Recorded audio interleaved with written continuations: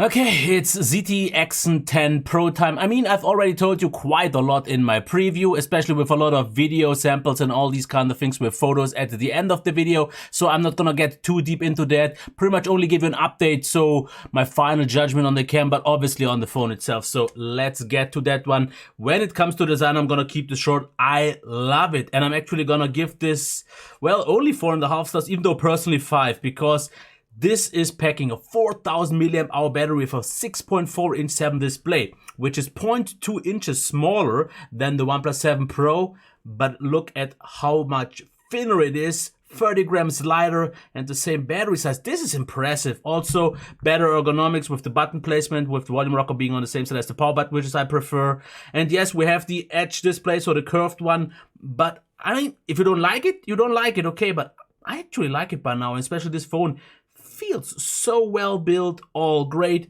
Well, fingerprint reader, actually not that much. It is on its own good, but the issue here is this icon appearing. Because whenever I take this out of the pocket, but even more so when I have it, for example, just lying maybe on the desk or anything, and I grab it, you kind of need to have a certain angle so it gets activated, and this happens pretty slow. But otherwise, on its own, it is fast enough and reliable enough. But the icon appearing could be way more responsive because I have the K20 Pro here. This icon appears way more responsive also on the OnePlus and also on the Huawei's and so on. So this actually could be improved pretty easy if they want to. Camera sticks out.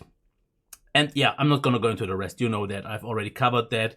So let's already get into the display, where I have to actually cover a few issues with this one, because this one has some serious ones. I mean, at first glance, it actually looks pretty decent. The brightness is good. It's not great though. And it's sharp, it's smooth. But now here is where the issues come in. White balance is a little bit off, and you can, I mean, change a few things, even though not that much. You can change the color temperature. But for example, gray has a kind of yellowish tint over it, but it's an odd one. It's not something that you can actually change with the screen temperature, because if you go cool, this kind of yellowiness appears, and the white itself doesn't do it. It's mostly on the gray. But what is also visible on the gray a little bit more is, for example, if you open the YouTube app and you listen to something a little bit longer and so on, what happens is that this screen has a heavy screen retention. So sometimes I see, if I, for example, go into this Explorer, I see the whole icons for quite a while still being visible, and especially on grays you can even see the digitizer pattern. And I was actually able to sometimes see the fingerprint reader beneath the screen. So all these kinds of things make me a little bit worried, because in normal use it is a nice to look at display, videos look fine all, but the whole retention thing and the color and the off gray and so on, I'm not quite sure if this is a high quality display. I would say it's not. Speakers.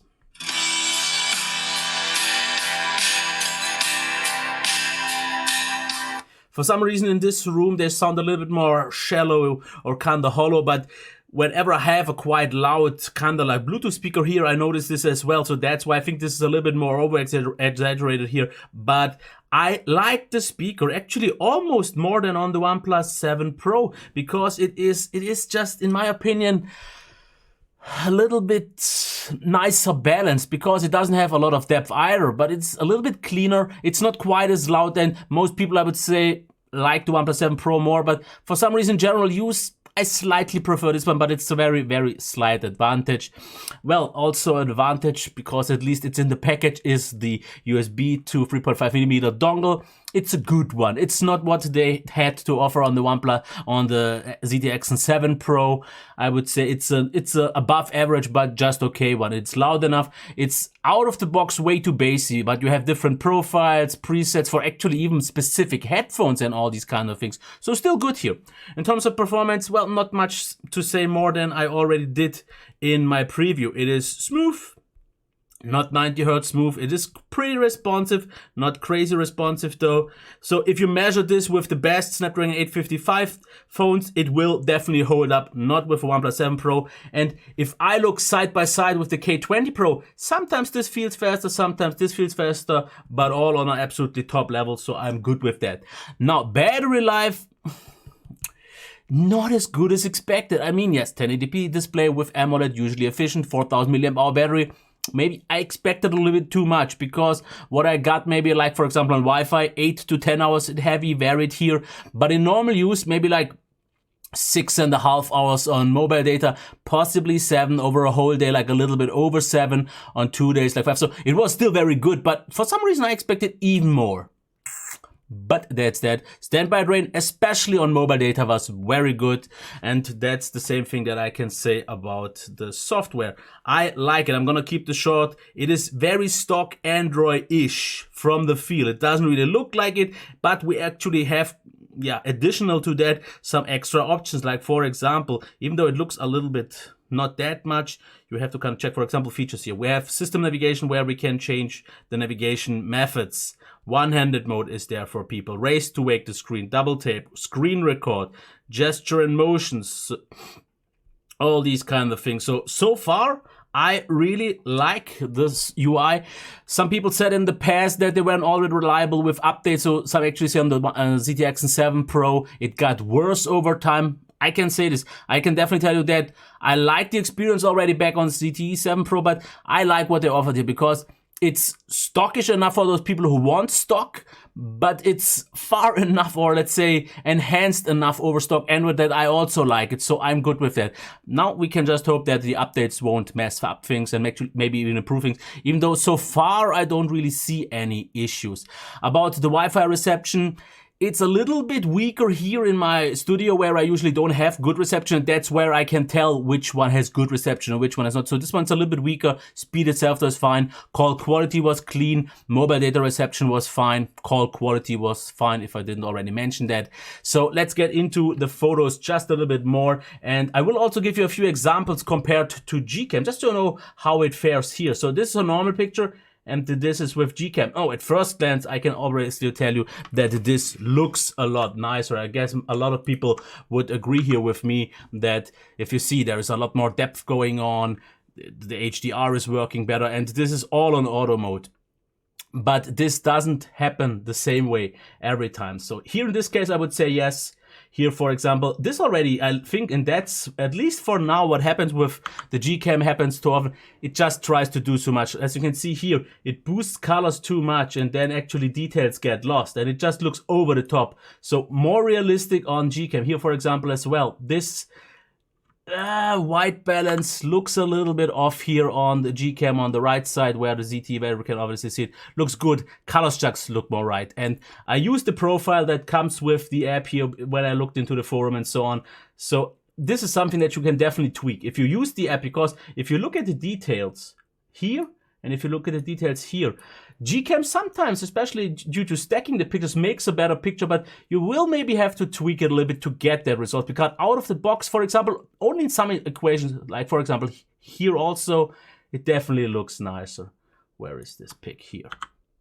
Here I would definitely say that, because this one overblows it, this one looks right, sharpness, and here the colors don't match so much. So if you tone those colors in saturation a little bit down, Gcam might be the better choice. But therefore, since it stacks up the picture in HDR++ mode, it also is a little bit more laggy. So generally, yeah. Now night mode, let's get into that. That is ZTE Axon Pro with the normal cam. This is with the night mode that actually got worse for some reason. This is Gcam. And this is Gcam's night mode. So let's take all these 4 pictures. Wait, this did not work out. Tack, tack, tack. And check them side by side. So let's check the 2 at the top, which are stock and stock night mode. So I guess I must have been a little bit too shaky, because the stock mode, it didn't work out as all. But I've did this picture a lot more often. So night mode is not the strength of the ZTE Axon, but look at Gcam. Gcam looks more blurry here and also here. So also just a little bit too much. But in most situations, Gcam does a good job. Here, for example, this is also very obvious. Nice accurate picture, and then just over the top on Gcam. Here the same as well, here the same as well. So if you like that, okay, but I guess you definitely have to tweak that. Also, for example, selfie, for example, looks totally off in terms of colors, and that's pretty much a consistent pattern. So I'm pretty much gonna end this here already, wrap this up. What I like about this phone is the design. I like the speaker, I like the performance, I like the battery life, I like the software. So quite a lot of things that I like. What I don't like so much, maybe the fingerprint reader. That is a little bit annoying, especially at home when I just have it at work and take it out of my pocket. It's fine, but this slightly bit of delay, yeah, it's a small thing after all. I get that though. Display quality, not that happy just yet. And then, for example, the camera, that just isn't quite competitive enough at this sector, which I will get into. Just a few more things that I wanted to mention. The status bar is oddly close together in terms of the icons. So just so you can see that, it might actually have to do with the fact that I change the DPI every time. But this, I don't have right now quite a lot, but usually you see them and they look, the more you have, kind of too close together, but it might have something to do with the DPI, but that's not a big thing. Now, the other thing that I said already with the fingerprint reader, I can see the fingerprint reader under the display, Wi-Fi reception, brutal image retention, and the odd yellowish gray. So I pretty much didn't actually even forget something. Good. So I like this phone.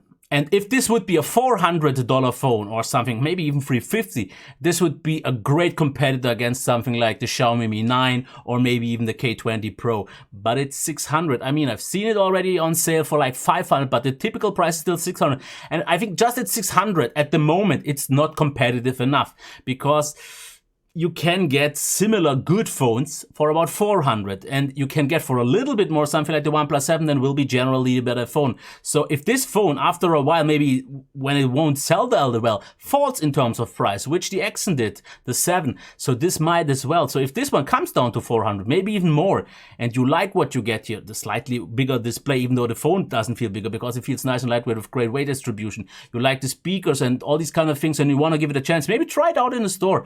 You should like it, but keep in mind that for right now the value isn't quite there, but it is a lovely phone. Yeah, I'm actually surprised of how good it is. Now if you look closer, the cam and so on, but yeah, it's not what the ZTE Axon 7 Pro was back then, because that phone I think was ahead of its time. Quad HD display, this one doesn't. Real actual stereo speaker, this one doesn't. This one has the dual speaker system, and back then already very good performance, and a battery, a cam that could almost compete. This one is almost further away, so yeah, good old times, right? Okay, until next time, bye.